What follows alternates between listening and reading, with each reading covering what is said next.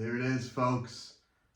Big news today. The Red Queen, former World of Stardom champion, Utami Hayashishita, has come back home to Stardom. Earlier today, she confronted her former tag team partner in Aphrodite and Queen's Quest, Saya Kamatani. She's returned back home after a 2-year absence. Yes, Utami Hayashishita, the Red Queen, the winner of the 2020 5-Star Grand Prix and former World of Stardom champion.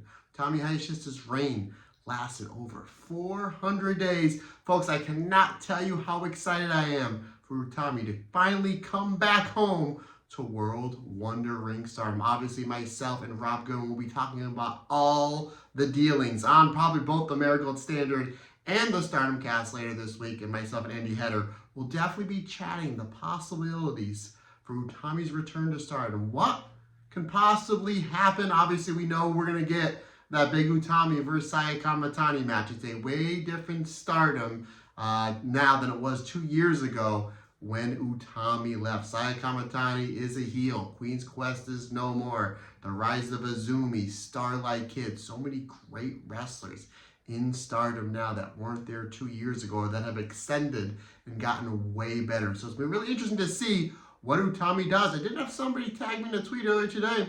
Said, Matt, what if Utami Hayashishita turns heel and she joins her fellow Queen's Quest members, Momo Watanabe and Saya Kamatani in hate? That's a possibility, but I'm going to kind of go to a Star Wars reference real quick, if you can indulge me a second.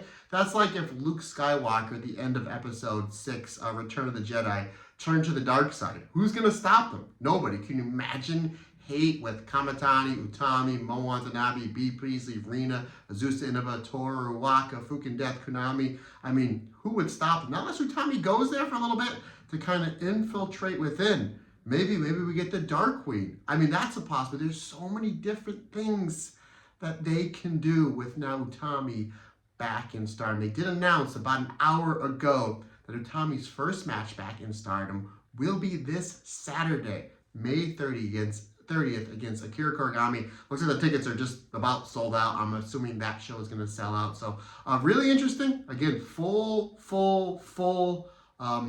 preview, review, whatever you want to call it. We'll probably have them on all of the World of Joshi podcasting networks this week. Again, myself and Andy Header, we're going to be talking about it on Talk Joshi, and myself and Rob Goodwin will be talking about it on probably both the Marigold Standard and the Stardom cast. Folks, let me know in the comment section below what you're expecting. What do you think is going to happen? Is Utami going to come back and revive Queen's Quest, one of my all-time favorite factions ever in wrestling? Is she going to go to hate? Is she going to start her own thing?